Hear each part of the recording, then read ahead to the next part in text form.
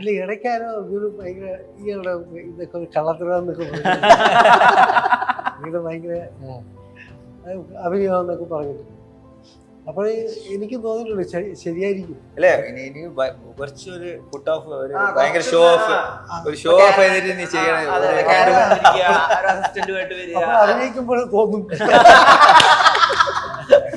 ഇതിപ്പോ ഞാൻ എങ്ങനെ സെറ്റായി പോയതായിരുന്നു. പണ്ട് തുടങ്ങിയപ്പോഴേ ഒരു പക്ഷെ അന്നത്തെ പിടിച്ചു നിൽക്കാനുള്ള ഒരു കളത്തിലായിരിക്കും, അതങ്ങ് ശീലമായി പോയപ്പോഴേക്കും. രാജാറാണി പോലെയുള്ള പടമെല്ലാം ഭയങ്കരമായിട്ട് മിസ് ചെയ്തിട്ടുണ്ട്. കുറെ ആക്ഷൻ ഫിലിംസ് ആയിപ്പോയി, കുറെ സീരിയസ് ഫിലിംസ് ആയിപ്പോയി.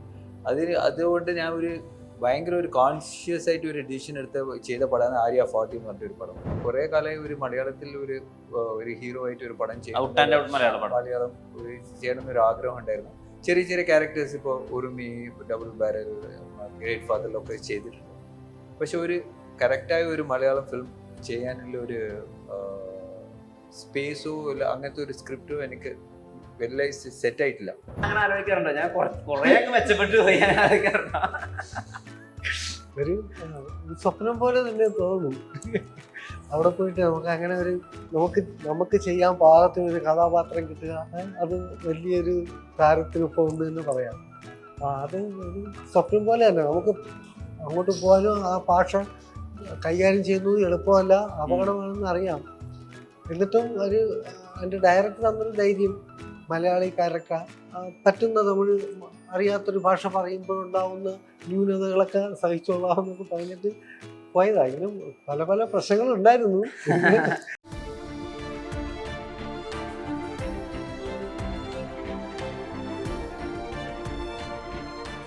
Own your pride. Pride Diamond Collections by Joya Lucas, world's favorite jeweler. കാസർഗോഡിലെ ഒരു കൂട്ടുകുടുംബത്തിലെ ഏറ്റവും കുറുമ്പനായ പയ്യൻ ചെന്നൈയിലെത്തുമ്പോൾ അദ്ദേഹം ഒരു സോഫ്റ്റ്വെയർ എഞ്ചിനീയർ ആയിരുന്നു. ഒരിക്കലും സിനിമ സ്വപ്നം കണ്ടിട്ടുണ്ടാവാൻ വഴിയില്ല. പക്ഷേ ഇന്ന് തമിഴിൽ തന്നെ 25 സിനിമകളും കഴിഞ്ഞ് മലയാളത്തിലും തമിഴിലും റിലീസുള്ള നായക നടനാണ്. പേര് ആര്യ, നമുക്ക് എല്ലാവർക്കും അറിയാം. അദ്ദേഹത്തിൻ്റെ അനന്തൻകാട് എന്ന സിനിമയുടെ പ്രൊമോഷനാണ്. കൂടെ പുതിയ സ്ഥാനമാനങ്ങളൊക്കെ ആഗ്രഹിക്കുന്ന അപ്പാനി ശരത്തും ഏറ്റവും പ്രോമിസിംഗ് ആയ ഇന്ത്യൻ ആക്ടർ ഇന്ദ്രൻസും ചേരുന്നു. നമസ്കാരം. നമസ്കാരം. ഇപ്പോൾ നമ്മൾ ഒരിക്കലും ആഗ്രഹിക്കാത്തൊരു സ്പേസ് ആണല്ലോ സിനിമ എന്ന് പറയുന്നത്. ഈ സിനിമയുടെ ഒരു എന്താ പറയുക, എസ്തെറ്റിക്സ്, സിനിമയുടെ ഒരു സിസ്റ്റം ഉണ്ടല്ലോ. ഇപ്പോൾ ഓരോരോ ഘട്ടം കടന്നിട്ട് വേണം ഒരു സിനിമ എത്താൻ. ചിലപ്പോൾ ഭയങ്കര പ്രതീക്ഷയോട് കൂടി നമ്മൾ ലോഞ്ച് ചെയ്ത സിനിമ ചിലപ്പോൾ നടക്കണം തന്നെ നിർബന്ധമില്ല. ഒരുപാട് കഷ്ടപ്പെട്ട് പെർഫോം ചെയ്ത സിനിമ ചിലപ്പോൾ ബോക്സ് ഓഫീസിൽ ഫെയിൽ ചെയ്യാം. ഭയങ്കര ഈസി ആയിട്ട് ചെയ്ത സിനിമ ഭയങ്കരമായിട്ട് വിജയിക്കാം. ഈ മാജിക്ക്, ഇതിനോടൊരു ടാഞ്ചിബിലിറ്റി, ഒരു കറക്റ്റായിട്ട് എന്താ നടക്കണേ ഇവിടെ, അത് ഇപ്പോഴും മനസ്സിലായിട്ടുണ്ടോ? ഇല്ല, അത് ഒരു അൺപ്രഡിക്റ്റബിലിറ്റി ഫാക്ടർ ആണല്ലോ ഒരു സിനിമേൻ്റെ ഒരു സ്വാരസ്യമായ ഒരു വിഷയം. എന്ന് വെച്ചാൽ എല്ലാം നമുക്ക് പ്രെഡിക്റ്റ് ചെയ്യാൻ പറ്റിയെങ്കിൽ പിന്നെ എല്ലാ പടം സക്സസ് ആയിരിക്കില്ല. സോ ഇപ്പോൾ പടം എടുക്കുമ്പോൾ ആരും പടം ഫെയിലിയർ ആവണമെന്ന് പടം എടുക്കുന്നില്ല. എല്ലാവരും പടം സക്സസ് ആവണം, അത് എല്ലാ മാക്സിമം ഓഡിയൻസിന് പോയി റീച്ച് ആവണം എന്നുള്ള ഒരു കോൺഫിഡൻസോട് കൂടിയാണ് പടം എടുക്കുന്നത്. ബട്ട് സംവേർ നമ്മൾ എടുക്കുന്ന പടങ്ങൾ ചിലപ്പം അത് എക്സ്പെക്ട് ചെയ്ത ഓഡിയൻസിന് പോയി റീച്ച് ആകുന്നില്ല. വേറെ കാരണങ്ങളുണ്ടാവും.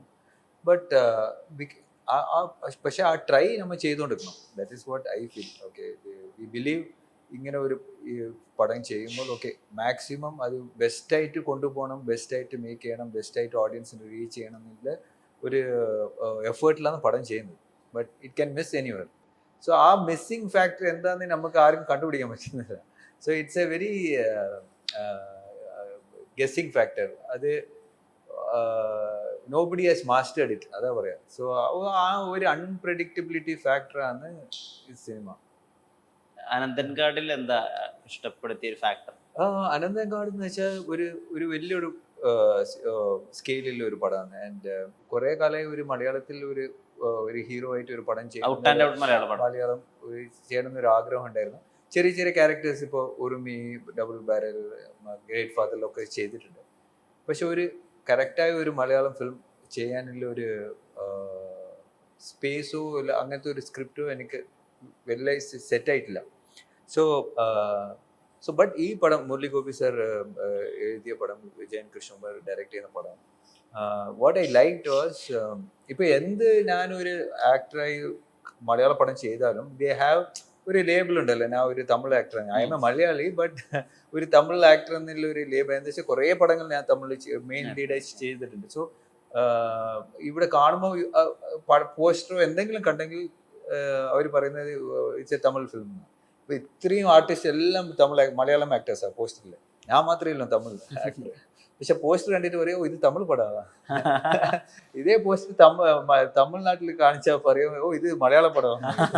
സോ അങ്ങനത്തെ ഒരു കൺഫ്യൂഷൻ ഇല്ല. ഇതാണ് എന്ന് വെച്ചാൽ ഞാനൊരു മെയിൻ സ്ട്രീം തമിഴ് ആക്ടർ ആയതുകൊണ്ട് ഇപ്പൊ ഞാൻ എൻ്റെ ഒരു ഫേസ് ഇട്ടോണ്ട് അത് മലയാളം പടവും തമിഴ് പടമാകും.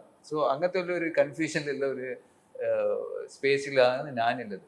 സോ ബട്ട് ഈ പടത്തിലെ സ്പെഷ്യാലിറ്റി എന്ന് വെച്ചാൽ ഈ മുരളി സാറിന്റെ സ്ക്രിപ്റ്റില് ഈ ഒരു തമിഴ് ക്യാരക്ടർ ട്രിവാൻഡ്രം വരുന്ന പോലെയാണ് കഥ. സോ ഈ പടത്തിൽ ഞാൻ സംസാരിക്കുന്ന തമിഴാണ് സംസാരിക്കുന്നത്. സോ ഇപ്പൊ പെട്ടെന്ന് ഞാൻ കയറി മലയാളം പഞ്ച് ഡയലോഗെല്ലാം അടിച്ച മേ ബി ഓഡിയൻസിന് കുറച്ചൊരു എവേ ആയിരിക്കും, ഇത് ഡബ് മലയാളത്തിൽ ഡബ് ചെയ്തോ. പക്ഷെ ഇത്രയും ആർട്ടിസ്റ്റ് ഒക്കെ എല്ലാം very prominent actors from Malayalam. ഈ ക്യാരക്ടർ മാത്രമാണ് തമിഴിൽ നിന്ന് വരുന്നത്. സോ ഈ പടത്തിലെ ബ്യൂട്ടി എന്ന് വെച്ചാൽ മലയാളം ആക്ടേഴ്സ് ഒക്കെ മലയാളത്തിൽ സംസാരിക്കും, തമിഴ് ആക്ടേഴ്സ് തമിഴിൽ സംസാരിക്കും. ആൻഡ് തെലുങ്ക് ഇപ്പൊ സുനിൽ ക്യാരക്ടർ തെലുങ്ക് മിക്സ് ചെയ്ത ഒരു മലയാളം സംസാരിക്കും. മലയാളത്തിൽ എന്താ ഒരു പെരിയ അഡ്വാൻറ്റേജ് എന്ന് വെച്ചാൽ എന്താന്ന് വെച്ചാൽ ഇപ്പോ മലയാളം സിനിമയിൽ എന്തെങ്കിലും ബാംഗ്ലൂർ കാണിക്കുന്ന സിറ്റുവേഷൻ വരുമ്പോൾ അവിടെ കന്നഡ സംസാരിക്കുമ്പോൾ അവർ കന്നഡത്തിൽ തന്നെ സംസാരിക്കും. അത് വന്നിട്ട് മലയാളത്തിൽ ഡബ് ചെയ്യണമെന്ന് ആവശ്യമില്ല. So people understand. ഇപ്പൊ നേറ്റിവിറ്റി ഓക്കെയാണ്. ഇപ്പൊ എന്താ നോർത്തിൽ പോയാൽ കുറച്ച് ഹിന്ദി സംസാരിക്കും, കുറച്ച് തെലുങ്ക് സംസാരിക്കും. So people are use to a kind of ഇത്. Plus Tamil is never a problem. മലയാളീസിന് വന്നിട്ട് Tamil dialogues Tamil situations is never a problem. ഇപ്പൊ മഞ്ജുമൽ ബോയ്സിലും പറഞ്ഞാൽ നിറയെ കുറെ തമിഴ് ഡയലോഗ്സ് ഉണ്ട്. തമിഴ് പടം എന്നുള്ള രീതിയിലാണ് അറിയപ്പെടുന്നത്. സോ അങ്ങനെ ഇരിക്കുമ്പോൾ ഐ ഫെൽറ്റ് ഒരു ഇങ്ങനെ ഒരു സിറ്റുവേഷനിൽ ഒരു മലയാളം പടം ഫുൾ ലെങ്ത് ചെയ്യാൻ പറ്റുമ്പോൾ I thought it was easy. So people connect ചെയ്യാനും ഒരു ഈസിയായ ഒരു ഐഡന്റിഫിക്കേഷൻ. ഒക്കെ ഒരു തമിഴ് ആക്ടറാണ് ഈ മലയാള പടത്തിൽ അഭിനയിക്കുന്നത് ഒരു ഫീൽ വരും. അങ്ങനെയുള്ള ഒരു that was the first thought. And second thing, ഈ സ്ക്രിപ്റ്റിന്റെ വാസ്റ്റ്നെസ്. ഇപ്പൊ എല്ലാ ക്യാരക്ടറും ഇന്ദ്രൻസ് ചേട്ടൻ്റെ ക്യാരക്ടറും, വിജയരാഘവൻ സാറിന്റെ അപ്പാനി ശരത്, ദേവ് മോഹൻ, ശാന്തി, സുനിൽസ് ക്യാരക്ടർ, എല്ലാവരുടെ ക്യാരക്ടേഴ്സ് വന്നിട്ട് വളരെ ഡീറ്റെയിൽഡ് ആയിട്ടുണ്ടാവും പടത്തിൽ. സാറിന്റെ ക്യാരക്ടറൊക്കെ വളരെ ഒരു ഇമോഷണൽ, വളരെ പെർഫോമൻസ് ഓറിയന്റഡ്. മുരളി ചേട്ടൻ അഭിനയിച്ചിട്ടുണ്ട്. സോ എല്ലാ ക്യാരക്ടറും ഇൻ ഡെപ്ത് ആയിട്ടുള്ള ഒരു സ്കെയിലുള്ള ഒരു പടമാണ്. സോ എൻ്റെ ക്യാരക്ടർ ട്രിവാൻഡ്രം വന്നതിന് ശേഷം എന്ത് നടക്കുന്നു, എന്താണ് ഇവരുടെ situation, what is my back story, what is their story, എല്ലാം what happens when all this world meet, അങ്ങനെയുള്ള ഒരു സിറ്റുവേഷനിൽ ഒരു പൊളിറ്റിക്കൽ ബാക്ക് ഡ്രോപ്പിൽ നടക്കുന്ന ഒരു കഥയാണ്. സോ പൊളിറ്റിക്കൽ ബാക്ക് ഡ്രോപ്പ് എന്ന് പറഞ്ഞാൽ ആ പൊളിറ്റിക്കൽ ആ 1980s, ലേറ്റ് 80s, 1990s ബിഗിനിങ്ങിൽ ഇല്ല ആ പൊളിറ്റിക്കൽ ടേം ആയി എക്കണോമിക് സിറ്റുവേഷനിൽ നടക്കുന്ന അതിൻ്റെ എഫക്ട്സ് ഉള്ള ഒരു കഥ. So I think that is what interested me. ചേട്ടാ, ഈ പുതിയ വിശേഷങ്ങളൊക്കെ അറിയുന്നുണ്ടോ? അപ്പോൾ കേരളത്തിൽ മാത്രമല്ല, തമിഴ്നാട്ടിലും തെലുങ്ക് നാട്ടിലും ഒക്കെ ഭയങ്കര ആരാധക വൃന്ദമുണ്ട്. അങ്ങനെ ആലോചിക്കാറുണ്ടോ? ഞാൻ കുറെ അങ്ങ് മെച്ചപ്പെട്ടു പോയി ഞാൻ ആലോചിക്കാറുണ്ടോ? ഒരു സ്വപ്നം പോലെ തന്നെ തോന്നും. അവിടെ പോയിട്ട് നമുക്ക് അങ്ങനെ ഒരു നമുക്ക് ചെയ്യാൻ പാകത്തിന് ഒരു കഥാപാത്രം കിട്ടുക, അത് വലിയൊരു താരത്തിനൊപ്പം ഉണ്ട് എന്ന് പറയാം. അത് ഒരു സ്വപ്നം പോലെ തന്നെ. നമുക്ക് അങ്ങോട്ട് പോകാനും ആ ഭാഷ കൈകാര്യം ചെയ്യുന്നത് എളുപ്പമല്ല, അപകടമാണെന്ന് അറിയാം. എന്നിട്ടും അതിൻ്റെ ഡയറക്ടർ തന്നൊരു ധൈര്യം, മലയാളി ക്യാരക്ടർ പറ്റുന്ന തമിഴ് അറിയാത്തൊരു ഭാഷ പറയുമ്പോഴുണ്ടാവുന്ന ന്യൂനതകളൊക്കെ സഹിച്ചോളാമെന്നൊക്കെ പറഞ്ഞിട്ട് പോയതായെങ്കിലും പല പല പ്രശ്നങ്ങളുണ്ടായിരുന്നു. ഇപ്പൊ ഇവിടുത്തെ സ്റ്റാർസ് ഒന്നും ചിലപ്പോ ഇന്ദ്രൻ ചേട്ടൻ അത്രയും ചെയ്യുന്നു. അതായത് ഇന്ദ്രൻ ചേട്ടൻ എപ്പോഴും പഠിക്കാൻ ശ്രമിക്കുന്നുണ്ട്, അല്ലെങ്കിൽ ഇന്ദ്രൻ ചേട്ടൻ എപ്പോഴും സെറ്റിൽ ഒരു ലൈറ്റ് ബോയ്ക്കുള്ള സൗകര്യങ്ങൾ മാത്രമേ ആവശ്യപ്പെടുന്നു എന്നുള്ള കാര്യമൊക്കെ നോട്ടീസ് ചെയ്തിട്ട് അത്ര പറയുന്നത് ഞാൻ ശ്രദ്ധിച്ചിട്ടില്ല. പക്ഷെ സൂര്യ അത്രയും ഡീറ്റെയിൽഡ് ആയിട്ടാണ് ഇന്ദ്രൻ ചേട്ടൻ്റെ ഓരോ സ്വഭാവ സവിശേഷതകൾ എടുത്തെടുത്ത് ഓഡിയോ ലോഞ്ചിലൊക്കെ പറയുന്നത്. എന്നേക്കാൾ കൂടുതൽ ഷോ സ്റ്റീലർ ആവാൻ പോകുന്നത് ഇന്ദ്രൻ ചേട്ടനാണെന്നൊക്കെ ഉള്ളത്. അപ്പൊ പുറത്തെ ഒരു സൂപ്പർ സ്റ്റാറിന്റെ കയ്യിൽ നിന്ന് കിട്ടുന്ന ഒരു അനുമോദനവും ആ ശ്രദ്ധയും ഉണ്ടല്ലോ. അതായത് നമ്മളൊരു മനുഷ്യൻ എന്നുള്ള രീതിയിൽ കൂടിയാ ശ്രദ്ധിക്കുന്നത്. അത് എത്രമാത്രം സന്തോഷം തരുന്നതായിരുന്നു. വലിയ സന്തോഷമാണ്. നമ്മള് ഇങ്ങനെയൊക്കെ ശ്രദ്ധിക്കാതെ പതുങ്ങി എൻ്റെ ഇടയിൽ കൂടെ ഒക്കെ കഴിഞ്ഞു പോകാന്നല്ലേ വിചാരിക്കത്തുള്ളൂ. അതിങ്ങനെ ചർച്ച ചെയ്യുമ്പോൾ അയ്യോ എല്ലാവരും അത് വാച്ച് ചെയ്യുന്നുണ്ട്, ശ്രദ്ധിക്കുന്നുണ്ട്, ഒതുങ്ങണമെന്നൊക്കെ തോന്നുന്നു. അപ്പൊ എന്തോ ഇപ്പൊ റിയാലിറ്റി ഷോന് ശേഷം എന്താണ് ഇനി അപ്പാനി ഇന്ന് പുതിയതായിട്ട് വരുന്നത് എന്നുള്ളൊരു ആഗ്രഹം കൂടി, റീഇൻവെന്റിങ് അപ്പാനി നടക്കും എന്നുള്ളൊരു കാര്യം കൂടി നമ്മൾ ആഗ്രഹിക്കുന്നുണ്ട്. ഇപ്പോൾ വളരെ സെലക്റ്റീവായിട്ട് പണ്ട് ഇപ്പോൾ ഒരു 2 കോടിയിൽ താഴെ ഒരു ഫൈറ്റുള്ള പടം ഉണ്ടെങ്കിൽ അതിൽ അപ്പാനിയെ കാസ്റ്റ് ചെയ്യുന്ന പ്രവണത ഉണ്ടായിരുന്നു. അതിൽ നിന്ന് അപ്പാനി തന്നെ മാറി നിൽക്കുന്നു എന്നുള്ള രീതിയിൽ നമ്മൾ മനസ്സിലാക്കുന്നത്. എത്രമാത്രം ശ്രദ്ധയുണ്ട് ഇനി അങ്ങോട്ടേക്ക് പടം എടുക്കുമ്പോൾ?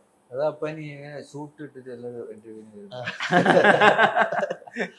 അല്ല, അനന്തൻകാടാണ് എന്നെ സംബന്ധിച്ച് ഇനി എൻ്റെ കരിയറിലേക്കുള്ള ഏറ്റവും വലിയൊരു ചവിട്ടുപടി എന്ന് പറയുന്നത്. ഡിഫൈനിങ് സാധനം. യെസ്. കാര്യം അനന്തൻകാടിലെ എൻ്റെ ക്യാരക്ടർ മുരളിച്ചേട്ടൻ എന്നെ വിളിച്ച് തരുന്ന ആ മൊമെന്റ്സ് തൊട്ട് സിനിമ 25th റിലീസാകാൻ പോകുന്നു, അതുവരെ ഞാൻ വളരെയധികം ഭയങ്കര പ്രതീക്ഷയോടുകൂടി തന്നെയാണ് നിൽക്കുന്നത്. കാരണം ഇനി അങ്ങോട്ട് എനിക്ക് ഒരുപാട് നല്ല കഥാപാത്രങ്ങൾ മലയാളത്തിലും അല്ലെങ്കിൽ അതർ ലാംഗ്വേജിലും എന്നെ തേടി വരും.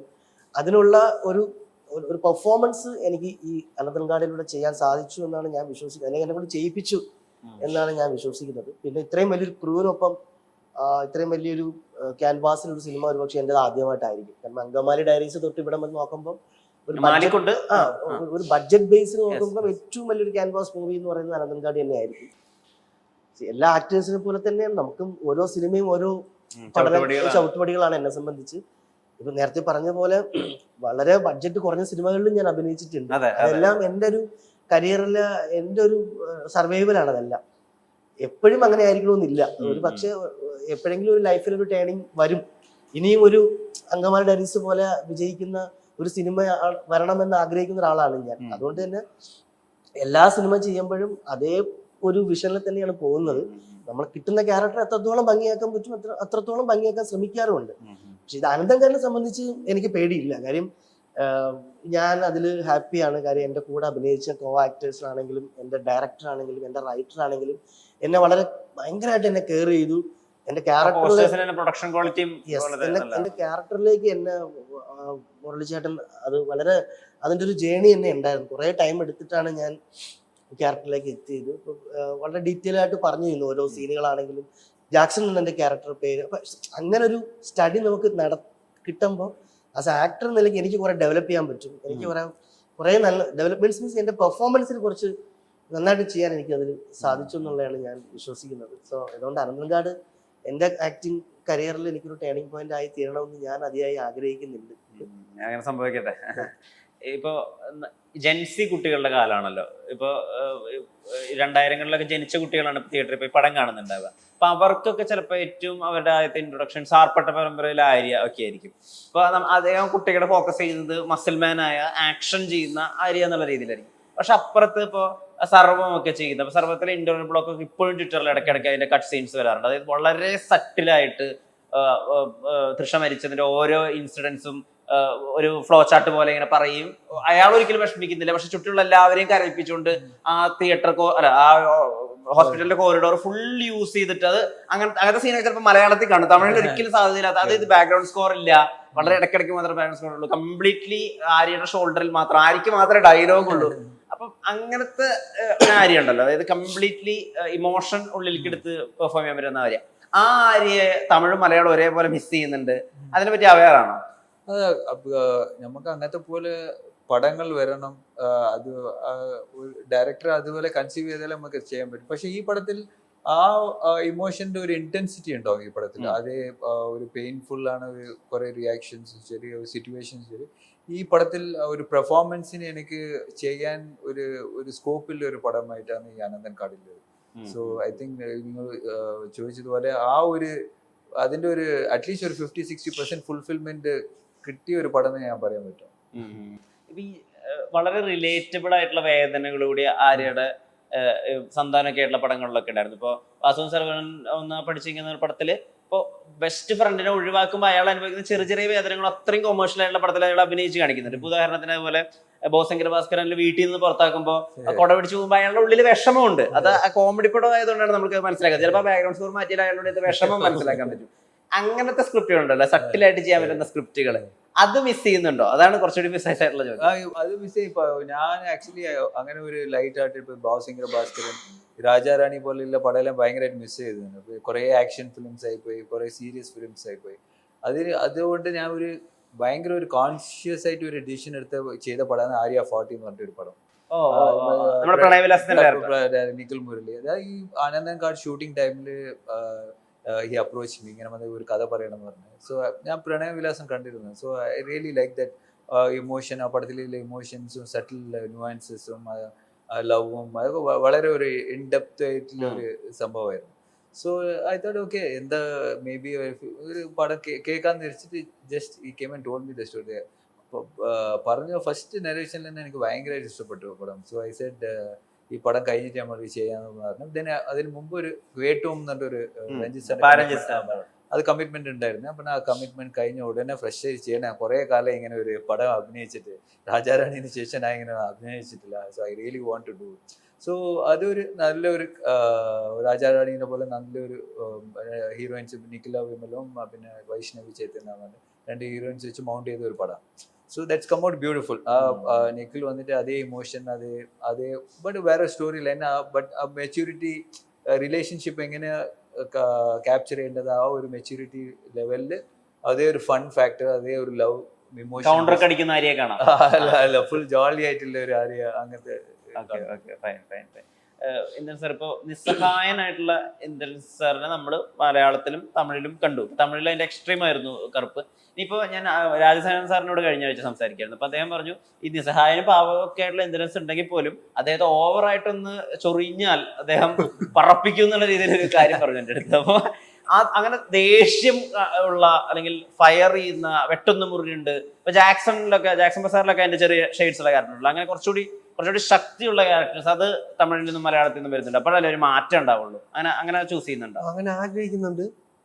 ഏതാണ്ട് ഇപ്പൊ നമ്മുടെ ഇതിലുള്ള ക്യാരക്ടറും ഒത്തിരി പവർഫുൾ ആണ്, ഒത്തിരി കരുത്തുള്ള. അതായത് എനിക്ക് പറ്റുമെന്ന് എനിക്ക് തന്നെ തോന്നിപ്പോയ ഒരു കഥാപാത്രമാണ്. അപ്പൊ മുരളി സാറൊക്കെ പറയുമ്പോഴേ അങ്ങനെ അത് ക്യാരക്ടർ പറയുന്നത് എന്നെ ആയിരിക്കില്ല, പേര് പറഞ്ഞപ്പോ അത് ഞാനാ. ത്രില്ലുണ്ടല്ലോ, അങ്ങനെയുള്ള കുറേ സീനുണ്ട്. ഒക്കെ കൂടി കോമ്പിനേഷനാണ്. സാറുമായിട്ടും മുരളി സാറും ഒപ്പം നിന്ന ഒരു കഥാപാത്രമാണ്. അതുകൊണ്ട് നമുക്ക് ഡയറക്ടർ കൃഷ്ണകുമാർ സാറിൻ്റെ അടുത്ത് എത്തുന്നതിന് മുമ്പ് ഒരുവിധം ഡയലോഗിന്റെ ഒരു താളമൊക്കെ അദ്ദേഹം നമ്മളെ പറഞ്ഞ് പഠിപ്പിച്ചു. മൂഡൊക്കെ ഇപ്പോ സിനിമകളിൽ കുറയുക അല്ലെങ്കിൽ കൃത്യമായിട്ടുള്ള സിനിമകൾ നമ്മളിലേക്ക് എത്താതിരിക്കുക, ഈ സമയത്ത് നമ്മൾ പാലിക്കേണ്ട ഒരു മാനസികാരോഗ്യം കൂടി ഉണ്ടല്ലോ. നമ്മൾ കുറച്ച് സ്വസ്ഥതയോട് കൂടിയിട്ട് ചൂസ് ചെയ്താൽ ഇത് കറക്റ്റ് ആയിരുന്നാൽ നമുക്ക് സ്യൂട്ട് ആവാന്ന് മനസ്സിലാക്കാൻ പറ്റുന്നത്. അപ്പൊ അതിന് എങ്ങനെയാണ് അത് മെയിൻറ്റെയിൻ ചെയ്യുന്നത്? മനസ്സമാധാനത്തോടെ ഇരിക്കുക എന്നുള്ളത്. ഇല്ല, സമാധാനത്തോടെ ഇരിക്കാൻ പറ്റില്ല. ഇപ്പൊ ഫുൾ തമിഴ് പടം ചെയ്യുന്നത്. അല്ല, നമ്മൾ ട്രൈ ചെയ്തുകൊണ്ടേ ഇരിക്കുക എന്നുള്ളതാണ് ഏറ്റവും അടിസ്ഥാനപരമായിട്ട് പ്രധാന കാര്യം. അപ്പോഴും ഒരു ആക്ടർ നമ്മളെ ചീക്കി മിനിക്കൊണ്ടേ ഇരിക്കുക എന്നുള്ളതാണല്ലോ. അപ്പൊ സിനിമകൾ കുറയുമ്പോൾ സിനിമകൾ തേടി അങ്ങോട്ട് പോകണം. ഞാൻ നിങ്ങൾക്ക് അറിയാലോ, ഞാനൊരു തിയേറ്ററിൽ നിന്ന് സിനിമയിലേക്ക് ആളായതുകൊണ്ട് തന്നെ ഞാൻ ഒരുപാട് സ്ട്രീറ്റ് പ്ലേ ഒക്കെ ചെയ്തിട്ടുള്ള ആളാണ്. എനിക്ക് അതുകൊണ്ട് അങ്ങനെ ഒരു വിഷമം ഉണ്ടായാൽ പോലും ഞാൻ അത് എങ്ങനെയെങ്കിലും സർവൈവൽ ചെയ്തേ പറ്റുള്ളൂ. നമ്മൾ വിഷമിച്ച് നമ്മളെ വീട്ടിൽ സിനിമ ഇല്ല എന്നും പറഞ്ഞ് വീട്ടിൽ ഇരുന്ന് കഴിഞ്ഞാൽ നമുക്കാരും സിനിമ കൊണ്ട് തരില്ലല്ലോ. നമ്മൾ നല്ല വർക്ക് ചെയ്തുകൊണ്ടേ ഇരിക്കുക, മാക്സിമം ഡയറക്ടേഴ്സിന് കോണ്ടാക്ട് ചെയ്യാൻ ശ്രമിക്കുക. അല്ലെങ്കിൽ അറിയാമല്ലോ, എല്ലാ ആക്ടേഴ്സും ചെയ്യുന്നുണ്ട് അത്, ഞാൻ മാത്രമല്ല എല്ലാവരും ചെയ്യുന്നുണ്ട്. നമുക്ക് സിനിമ വേണമെങ്കിൽ നമ്മൾ സിനിമയെ അത്രത്തോളം സ്നേഹിക്കണം, നമ്മളെ നിൽക്കുന്ന പ്ലാറ്റ്ഫോമിനെ ബഹുമാനിക്കണം. നമ്മൾ അതങ്ങനെ നിന്നാലേ നമ്മളെ തേടി സിനിമ വരുള്ളൂ എന്ന് വിശ്വസിക്കുന്ന ഒരാളാണ് ഞാൻ. പിന്നെ ഈ മാറുന്ന സിനിമയാണല്ലോ, ഇപ്പൊ അങ്കമാലി ഡയറീസ് ഉണ്ടാക്കിയ ഒരു ഓളം ഉണ്ടല്ലോ, അപ്പൊ അതിനുശേഷം ഇപ്പൊ വാഴ ഇപ്പൊ റീസെന്റ് ആയിട്ട് ഉണ്ടാക്കിയ ഒരു ഓളം ഉണ്ട്. അപ്പം ഈ ഓരോ സമയത്ത് സിനിമയും മാറുന്നുണ്ട്. അപ്പൊ അങ്കമാലിയുടെ എഡിറ്റ് പാറ്റേണിൽ നിന്നൊക്കെ ഒരുപാട് മുന്നിലേക്ക് പോയി, അല്ലെങ്കിൽ സിനിമ പറയുന്ന ശൈലി ഒരുപാട് മുന്നോട്ട് പോയി. അപ്പം അതൊക്കെ ആയിട്ട് പൊരുത്തപ്പെടാനും അല്ലെങ്കിൽ ഇപ്പോഴത്തെ പുതിയ മേക്കേഴ്സ് ആയിട്ട് നെറ്റ്വർക്ക് ചെയ്യാനൊക്കെ അപ്പൊ എനിക്ക് സമയം കണ്ടെത്തി അത് ചെയ്യുന്നുണ്ടോ? ഉറപ്പായിട്ടും ശ്രമിക്കുന്നുണ്ട്, ഉറപ്പായിട്ടും. അത് അങ്ങനെയാണല്ലോ, നമ്മൾ അങ്ങനെ ചെയ്താലേ നമ്മളും വളരുള്ളൂ. പിന്നെ ഞാൻ എൻ്റെ ഒരു ഓട്ടോ ശങ്കർ സീരീസിന് ശേഷം എനിക്ക് അത്യാവശ്യം തമിഴ് സിനിമകളാണ് സാറ് പറഞ്ഞതുപോലെ വരുന്നത്. അപ്പൊ അതിലും ഇപ്പം ഞാൻ മുമ്പ് ചെയ്തതുപോലെ ഒരു വില്ലൻ വേഷങ്ങളല്ല, അതിലും അത്യാവശ്യം ഡെപ്തുള്ള കഥാപാത്രങ്ങൾ തന്നെയാണ് ഞാൻ ചെയ്യുന്നത്. അപ്പം ഇനി അങ്ങോട്ട് നോക്കാം നമുക്ക് എങ്ങനെ വരുന്നു എന്നുള്ളത്. സാറിന് ഇപ്പോൾ കൈ കിട്ടിയാൽ ഇന്റർവ്യൂസ് ഈ ഫിറ്റ്നസിനെ പറ്റിയുള്ള ചോദ്യങ്ങൾ ചോദിക്കുമെന്ന് പറയാം. പക്ഷെ എനിക്ക് അതല്ല അറിയേണ്ടത്. അതായത് നമ്മൾ ഈ ഫിറ്റ്നസിനെ പറ്റി ബേസിക് ആയിട്ട് പറയുന്ന ഒരു കാര്യമുണ്ടല്ലോ, ഈ 8 മണിക്കൂർ ഉറക്കം, 10,000 സ്റ്റെപ്പ് നടക്കുക, നമ്മുടെ ബോഡി വെയിറ്റിന് ഇരട്ടി പ്രോട്ടീനുള്ള ഭക്ഷണം കഴിക്കുക, പിന്നെ വെയിറ്റ് ട്രെയിനിങ് ചെയ്യുക. ഇതൊക്കെ ഒരു സാധാരണ മനുഷ്യന്, അതായത് ഒരു 8 മണിക്കൂർ ജോലി ചെയ്യുന്ന ഒരാൾക്ക് ചെയ്യാൻ തന്നെ പണിയാണ്, ടൈം മാനേജ് ചെയ്യുക എന്ന് പറയുന്നത്. അത് പിന്നെ ഒരു ദിവസം ചെയ്യാതിരിക്കുക, അപ്പൊ നമുക്കൊരു മനസമാധാനക്കേടും ഉണ്ടാവുമല്ലോ. ഇത് സിനിമയുടെ സെറ്റിലേക്ക് വരുമ്പോൾ ഇവിടെ വർക്കിംഗ് അവേഴ്സിന് കൃത്യം 8 മണിക്കൂർ എന്നൊന്നും ഇല്ലല്ലോ. ഇതെങ്ങനെ ഇത് കറക്റ്റ് ആയിട്ട് ചെയ്യുക? അത് ഒരു ദിവസം മിസ്സാവുമ്പോൾ ഒരു ബുദ്ധിമുട്ടുണ്ടാവും മനസ്സിലായിട്ട്? ഇല്ല, ഉണ്ടാവും, എന്തായാലും ഉണ്ടാവും. ഇപ്പൊ എൻ്റെ ഒരു ലൈഫ് സ്റ്റൈലിൽ വരുന്നതാണ് എക്സസൈസ് ഒക്കെ. ഫോർ എക്സാമ്പിൾ ഇപ്പൊ സാർപ്പട്ട പോലെയുള്ള പടം ഷൂട്ടിങ് ചെയ്യുമ്പോൾ പിന്നെ ഒരു റൊട്ടീൻ ഉണ്ടാവും. മിനിമം ഒരു 3 hours വർക്കൗട്ട് ചെയ്യണം. സോ അത് ഒരു 1 hour കാർഡിയോ ആയിരിക്കും, 2 hours വെയിറ്റ് ട്രെയിനിങ് ആയിരിക്കും. സോ അത് ഞാൻ എങ്ങനെ പ്ലാൻ ചെയ്യുന്നത് വെച്ചാൽ, ഇപ്പോൾ നാളെ ഷൂട്ടിംഗ് ഉണ്ടെന്ന് എനിക്ക് മുമ്പ് പറഞ്ഞെങ്കിൽ I know the shoot timing. For example ഇപ്പോൾ രാവിലെ 7 മണി മുതൽ ഈവനിങ് 6 മണി വരെ എന്ന് പറഞ്ഞാൽ I wake up at 3 o'clock. 3 o'clock കഴിഞ്ഞ് അതിൻ്റെ വർക്കൗട്ട് ചെയ്തിട്ട് then I go for shooting. Then I come back and I work out that. ഇപ്പോൾ 2 hour ചെയ്യാൻ പറ്റിന് വന്നിട്ട് കാർഡിയോ ചെയ്തിട്ട് ഉറങ്ങും. സോ അങ്ങനെ ചിലപ്പോൾ ഷൂട്ടിംഗ് 10 മണിക്ക് തീരുന്നെങ്കിൽ then I work out after 10 o'clock. ഒരു 1 മണി വരെ വർക്കൗട്ട് ചെയ്തിട്ട്. സോ ആ ടൈം മാനേജ്മെന്റ് നമ്മ ഇത് ചെയ്യണമെന്ന് ഫിക്സ് ആയി, അത് ആ ഡേയിൽ എപ്പോൾ ചെയ്യണമെന്ന് നമ്മ ഫിക്സ് ആക്കണം. So that is what I do. ഇപ്പൊ ആളുകൾക്ക് കുറെ ശ്രദ്ധ അധികം വരുന്നുണ്ട്, പ്രത്യേകിച്ച് ഇൻസ്റ്റാഗ്രാം വന്നതുകൊണ്ട് കൂടിയിട്ട് ആളുകൾക്ക് ഇപ്പൊ ആരോഗ്യത്തിലും പ്രോട്ടീൻ്റെ ഇമ്പോർട്ടൻസ് എന്താണ്, ഫുഡ് പ്ലേറ്റ് എങ്ങനെ സെറ്റ് ചെയ്യണം, പിന്നെ എഗ്ഗിന്റെ യോക്ക് എങ്ങനെ കഴിക്കണം, വേ പ്രോട്ടീൻ, ഇപ്പൊ എല്ലാത്തിലും പ്രോട്ടീൻ ഉണ്ട്. Protein oats, protein snacks, protein laddu ഒക്കെ ഉണ്ട്. ഇപ്പൊ ഈ ഒരു ട്രെൻഡ് കാണുന്നുണ്ടോ ഇൻസ്റ്റാഗ്രാമിൽ? എന്താ ഫീൽ ആണ്? ആളുകൾ കുറെ ഫോർവേഡ് ആയിട്ട് ഇപ്പോ ഫുഡ് വന്നിട്ട് it's very specific to one person. ഓരോരുത്തർക്കും ഓരോരോ ഫുഡ് ഇഷ്ടങ്ങളുണ്ടാവും, ഫുഡ് ഹാബിറ്റ്സ് ഉണ്ടാവും, അവരുടെ ബോഡി ടൈപ്പ് ഡിഫറെൻ്റ് ആണ്. സോ ഇവർ ഇത്ര മുട്ട കഴിച്ച്, അയാൾ ഇത്ര മുട്ട കഴിച്ച്, ഇയാൾ ഇത്ര പ്രോട്ടീൻ കഴിക്കുന്നത്, ഈ ഡോക്ടർ ഈ ഡയറ്റ് ഇങ്ങനെ ചെയ്യാൻ പറഞ്ഞു. അത് I am saying don't do it. അത് പറയുന്നില്ല, ചെയ്യേണ്ടെന്ന് പറയുന്നില്ല. ബട്ട് അണ്ടർസ്റ്റാൻഡ് ചെയ്യണം, അനലൈസ് ചെയ്യുക എന്ത് ഫുഡാണ് നമുക്ക് സെറ്റ് ആകുന്നത്, എന്ത് ഡയറ്റാണ് നമുക്ക് സെറ്റ് ആകുന്നത്, which is affecting your body.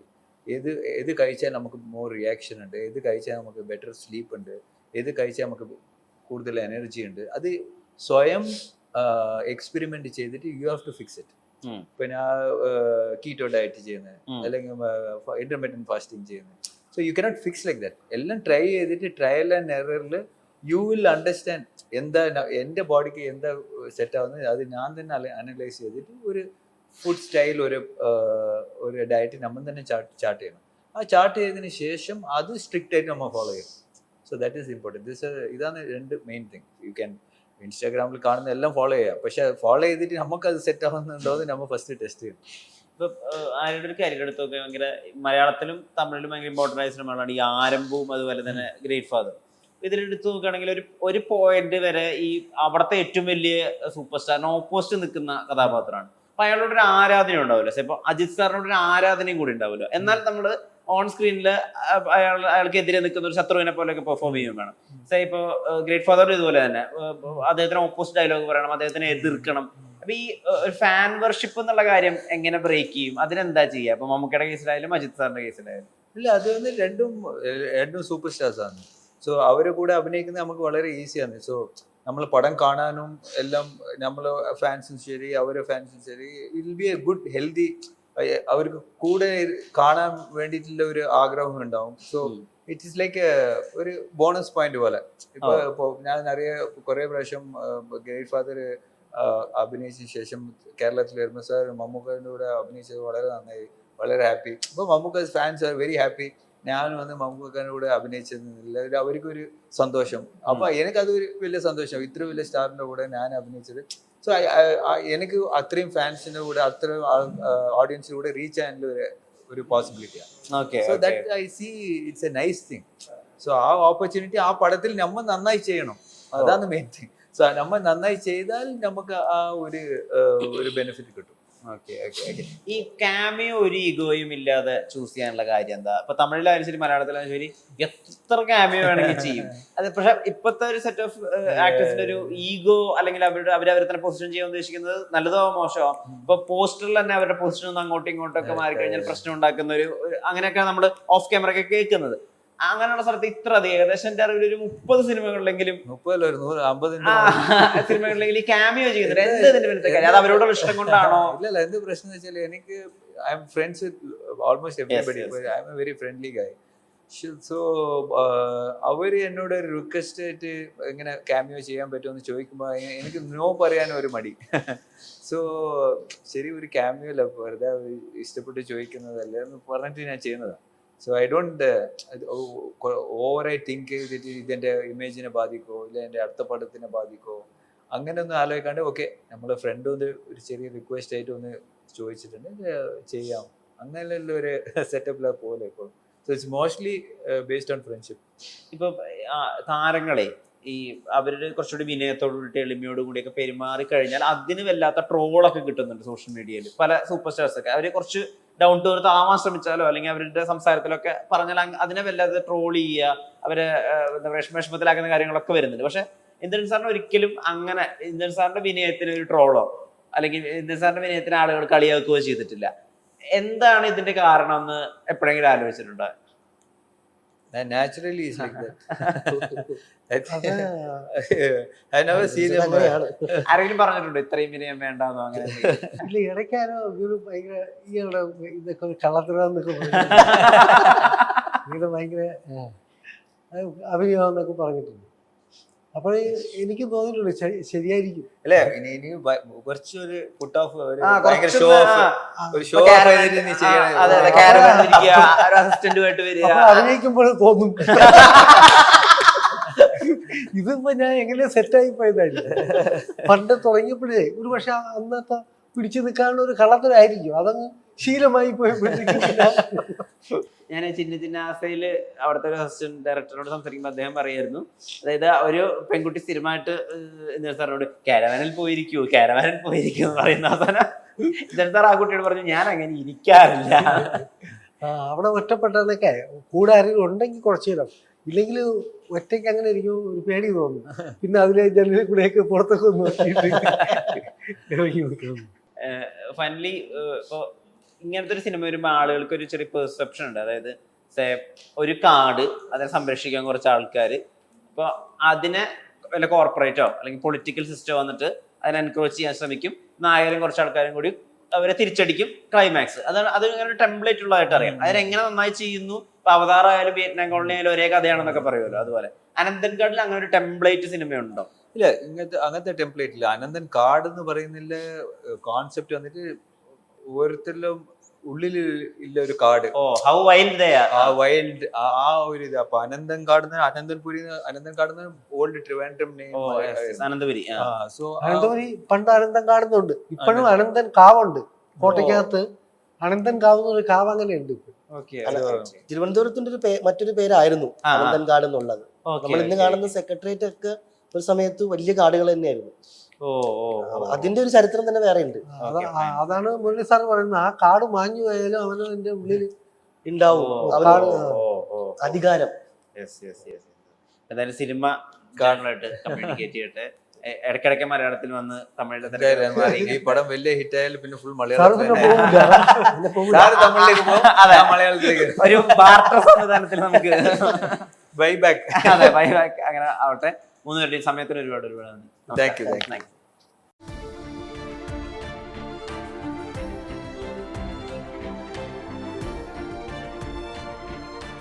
Own your pride. Pride Diamond Collections by Joya Lucas, world's favorite jeweler.